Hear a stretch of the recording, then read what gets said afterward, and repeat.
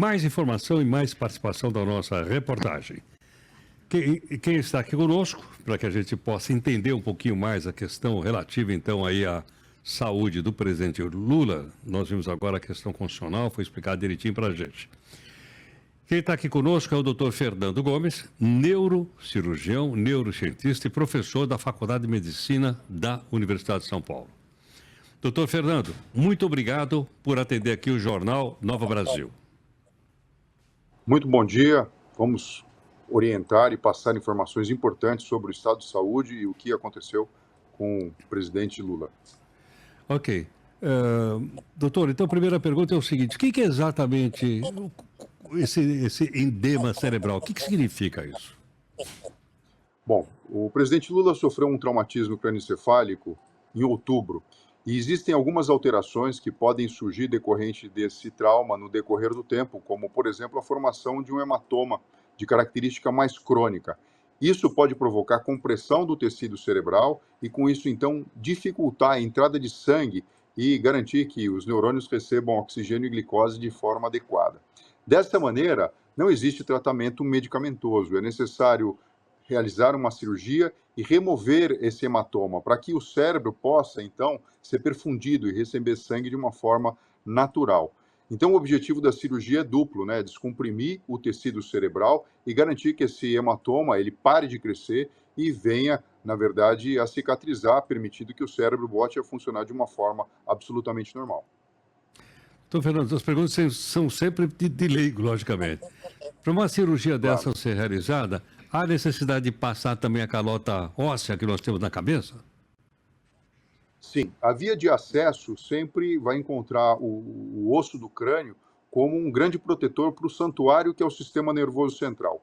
Então, você faz uma incisão no couro cabeludo, afasta as estruturas de tecido mole, ou seja, a pele, o tecido celular subcutâneo, fáscia, músculo, e chega então no osso. Através de uma abordagem direta no osso, então você pode retirar um determinado fragmento, e isso se chama craniectomia, se você retira o osso e não devolve, ou craniotomia, quando você retira uma pequena janela óssea para permitir o acesso direto ao espaço intracraniano e depois do procedimento você devolve parte dessa calota óssea. Quando você faz esse acesso, você tem acesso direto às estruturas intracranianas, tendo como porta de entrada uma membrana espessa, que é uma das meninges chamada dura mater. Abaixo da dura mater, quando ela é aberta, que é um tecido que é passível, inclusive, de ser suturado, você tem acesso a um hematoma, por exemplo, hematoma subdural crônico.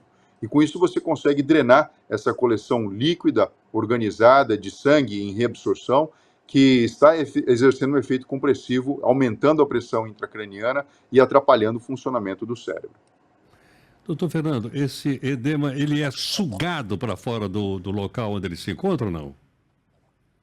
Exato. Então, depois que você faz essa abertura no crânio, abre a dura mater e tem acesso, pela própria necessidade pressórica, o hematoma ele começa a extravasar. E é lógico, né? Obviamente o paciente ele está anestesiado, ele não vai sentir dor alguma, mas o cérebro voltando a pulsar, porque o nosso cérebro pulsa, ele recebe informações pressóricas da própria perfusão sanguínea, ou seja, conforme o coração bate, as artérias cerebrais elas pulsam, e isso reflete no cérebro, e também através da respiração. O que eu quero dizer com isso? Naturalmente, esse hematoma ele vai sendo posicionado para fora da caixa craniana.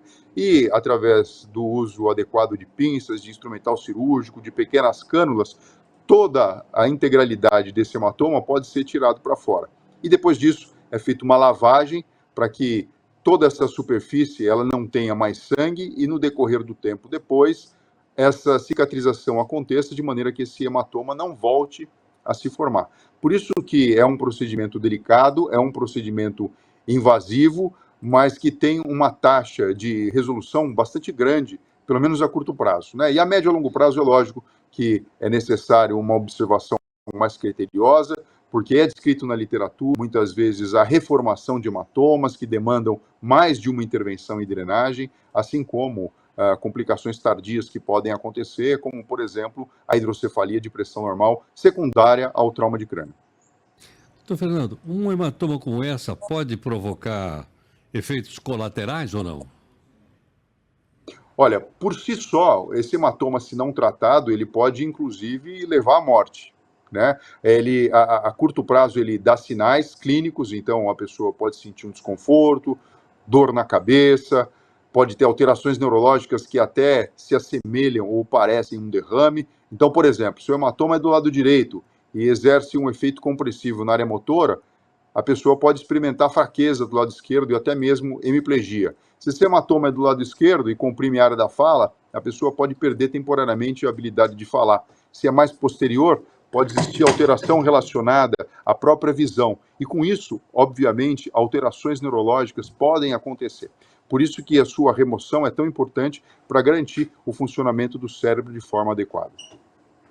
Doutor Fernando, o pós-operatório, a recuperação, é possível ter uma ideia quanto tempo uma pessoa leva para se recuperar desse processo operatório que o senhor explicou agora um pouquinho para a gente?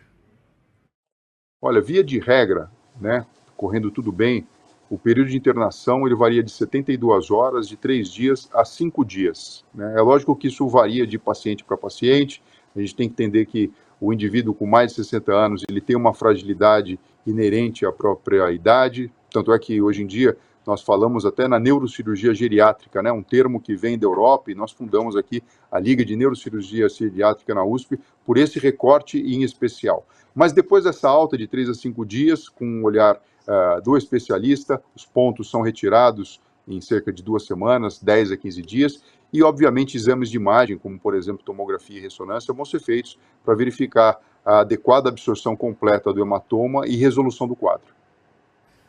Camilo Mota.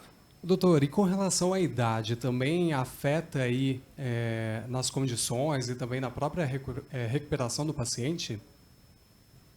Sim, existem algumas situações onde, mais naturalmente, um hematoma subdural crônico, por exemplo, pode acontecer. Então, a gente pega um adulto jovem e compara com uma pessoa com 60 anos ou mais, a própria questão da idade, da atrofia cerebral, que é inerente ao processo de envelhecimento normal, e outras comorbidades, por exemplo, coagulopatias, a utilização crônica de anticoagulantes ou antiagregantes plaquetários para se prevenir um infarto agudo do miocárdio ou um derrame cerebral, coloca o indivíduo numa situação de risco adicional que pode fazer com que nessa faixa etária esse hematoma ele seja formado de uma maneira mais fácil do que em outra situação e até mesmo reformado após a sua cirurgia.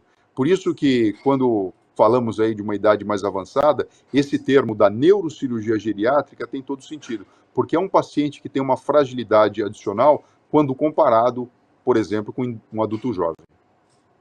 Perfeito. Doutor Fernando, muito obrigado pela sua gentileza em atender aqui o Jornal Nova Brasil. Muito obrigado. Muito obrigado, um bom dia a todos. Doutor Fernando Gomes é neurocirurgião, neurocientista e professor da Faculdade de Medicina da Universidade de São Paulo, de onde ele estava nesse momento conversando conosco. Acho que depois dessas duas questões, de um lado a questão constitucional, explicada agora há pouco. Do outro lado, a questão médica, explicada agora pelo doutor Fernando. Do outro lado, a evolução no hospital, onde está o nosso repórter Décio Caramego. Nós aí estamos acompanhando e, logicamente, torcendo para que ele se recupere, né, da sua saúde e volte novamente a ter aí a sua vida do dia a dia à frente da presidência da República do Brasil, para a qual ele foi eleito durante 4 anos.